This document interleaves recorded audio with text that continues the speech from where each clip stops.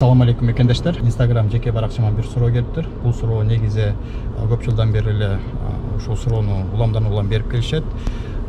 Бул суроонун негизинде Москва шаарында өзүмдүн жеке иштерим менен өзүмдүн машинемди айдап баратып, гаилер токтотту. Гаилер токтоткондон кийин менин айдоочулук күбөлүгүмдөн суроо жок болгондугу үчүн машинени штрафстоянкага барып, мага протокол түздү. Мыйзамдуу же мыйзамсызбы деген суроо келди. Бул негизи көп жылдан бери айтылып келет.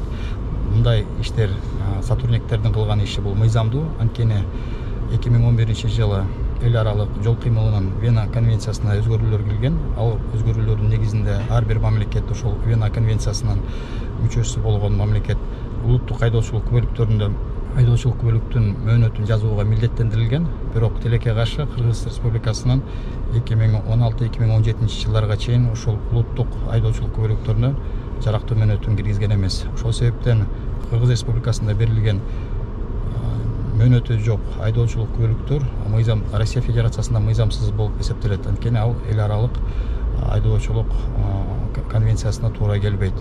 Ошол себептен жогору айтылган суроо боюнча ГАИ кызматкерлердин кылган иш аракети мыйзамдуу.